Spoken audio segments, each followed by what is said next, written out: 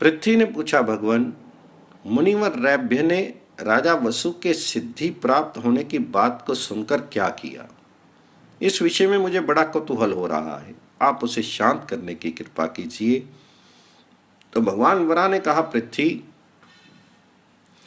तपोधन रैभ्य मुनि ने जब राजा वसु के सिद्धि प्राप्त होने की बात सुनी तो वे पितृतीर्थ गया जी गए। वहां जाकर उन्होंने भक्ति पूर्वक पितरों के लिए पिंडदान किया।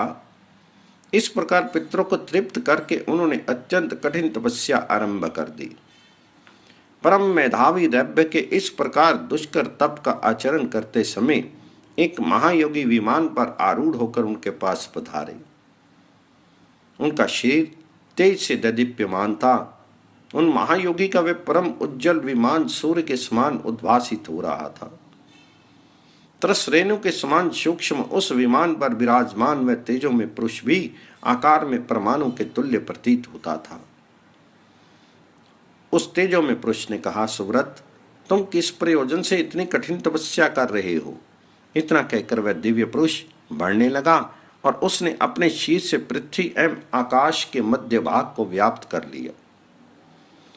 सूर्य के समान दीप्यमान उसके विमान ने भी संपूर्ण भूगोल और खगोल को एवं साथ ही साथ विष्णु लोक को भी व्याप्त कर लिया।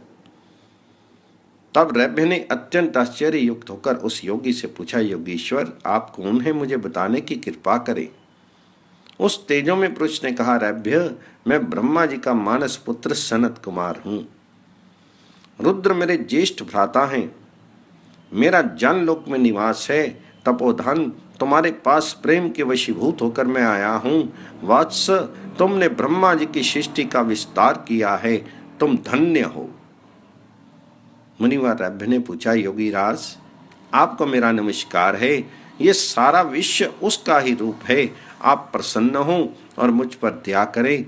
योगीश्वर, कहिए, मैं आपके लिए क्या करूं? अभी आपने मुझे जो धन्य कहा है, इसका क्या रहस्य है? सनत कुमार जी ने कहा, रैभ्य, तुमने ज्ञा तीर्थ में जाकर वेद मंत्रों का उच्चारण करते हुए विधि पूर्वक पिंडदान के द्वारा पितरों को तृप्त किया है। श्राद्ध कर्म के अंगभूत व्रत, जप एवं हवन की भी विधि तुम्हारे द्वारा संपन्न हुई है।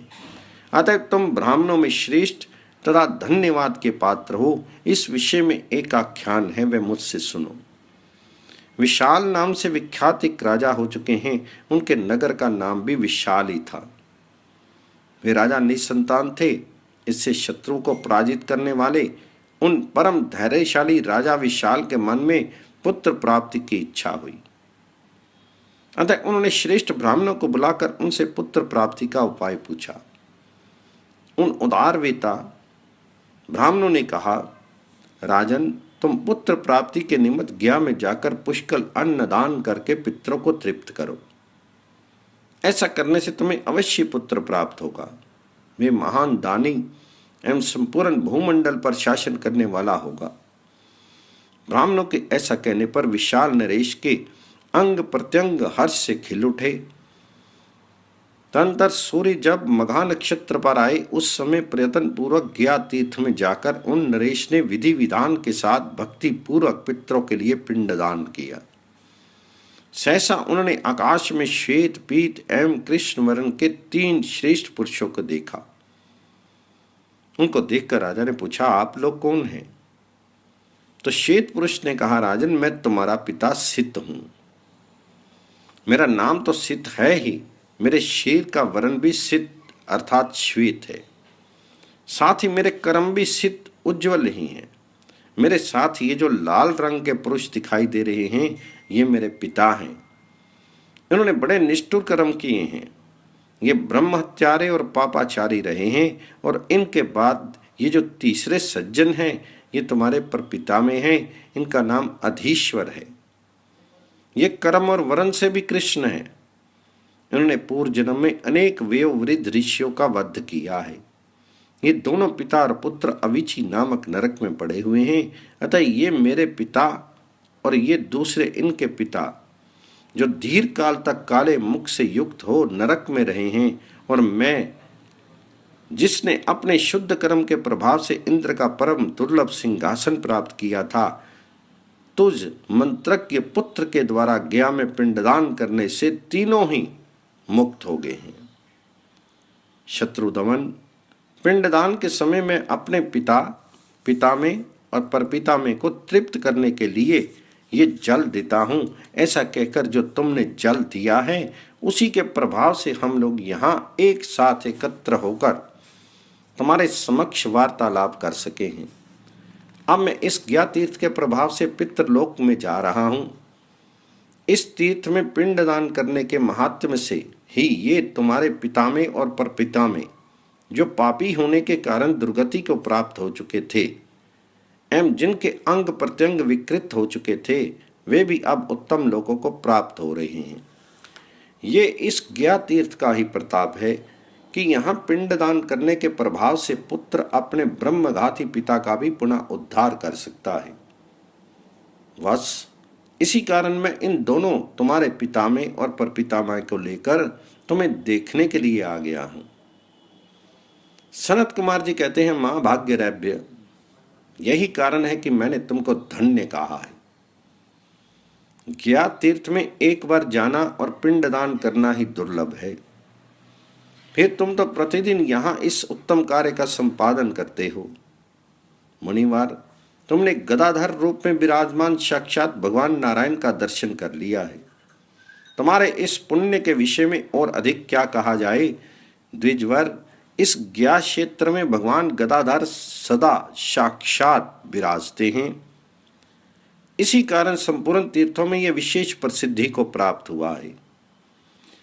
भगवान वरा कहते हैं, पृथ्वी, ऐसा कहकर महायोगी सनत कुमार जी वहीं अंतर ध्यान हो गए।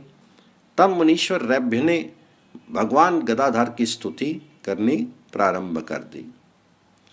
विप्रवर रैभ्य बोले, देवता जिनका स्तमन करते रहते हैं, जो क्षमा के धाम हैं, जो क्षुधाग्रस्त आर्त जनों के दुखों को दूर करने वाले हैं, जो विशाल नामक दैत्य की सेनाओं का मर्दन करने वाले हैं तथा जो स्मरण करने से समस्त अशुभों का विनाश कर देते हैं, उन मंगल में भगवान गदाधर को मैं प्रणाम करता हूँ, जो पूर्वजों के भी पूर्वज, पुराण पुरुष, स्वर्गलोक में पूजित एवं मनुष्यों के एकमात्र परम आश्रय हैं, जिन्होंने वामन अवतार ग्रहण करके दैत्यराज बलि के चुंगल से पृथ्वी का उद्धार किया है।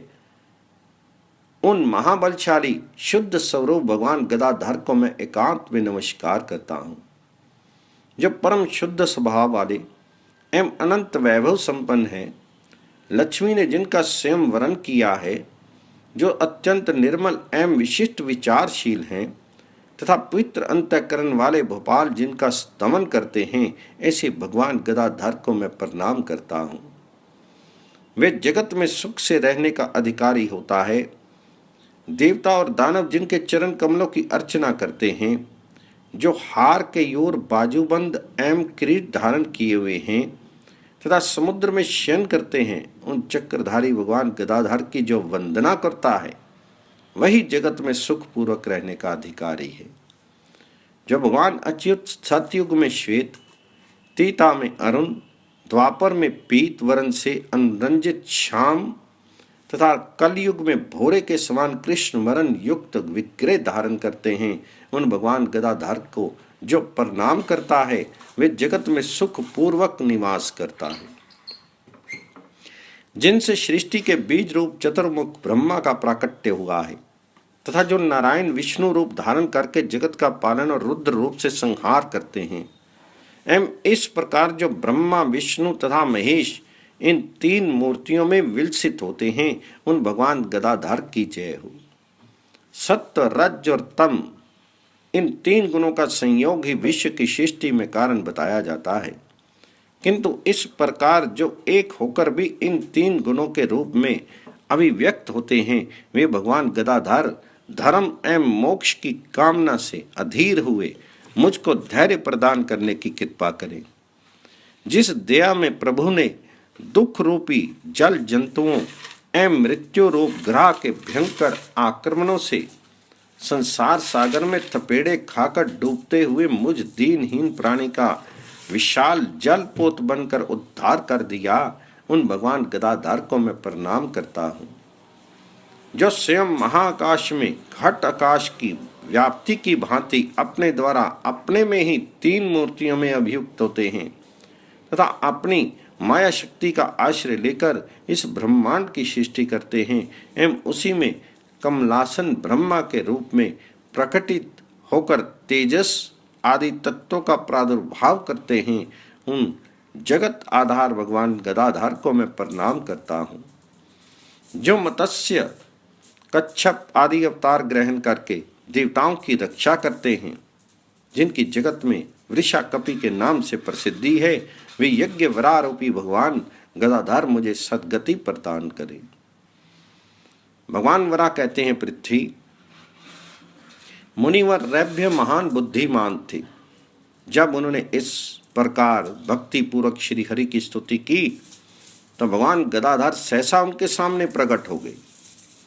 उनका श्री विग्रह पीताम्बर से शोभायमान था। वे गरुड़ पर स्थित थे और उनकी भुजाएं शंख चक्र गदा एवं पद्म से अलंकृत थी। वे भगवान पुरुषोत्तम आकाश में ही स्थित रहकर मेघ के समान गंभीर वाणी में बोले, द्विजवर रैभ्य, तुम्हारी भक्ति स्तुति एवं तीर्थ स्नान से मैं संतुष्ट हो गया हूँ। अब तुम्हारी जो अभिलाषा हो वो मुझसे कहो। तो रैभ्य ने कहा, देवेश्वर, अब मुझे उस लोक में निवास प्रदान कीजिए जहाँ सनक सनंदन आदि मुनिजन रहते हैं। भगवान, आपकी कृपा से मैं उसी लोक में जाना चाहता हूँ। श्री भगवान बोले, विप्रश्रेष्ठ, बहुत ठीक, ऐसा ही होगा। ऐसा कहकर भगवान जी अंतर ध्यान हो गए। फिर तो प्रभु के कृपा प्रसाद से उसी क्षण रैभ्य को दिव्य ज्ञान प्राप्त हो गया और वह परम सिद्ध सनक आदि महर्षि जहाँ निवास करते हैं उस लोक को चले गए। भगवान श्री हरि का ये गदाधर स्तोत्र रैभ्य मुनि के मुख से उच्चारित हुआ है। जो मनुष्य गया तीर्थ में जाकर इसका पाठ करेगा उसे पिंडदान से बढ़कर फल की प्राप्ति होगी।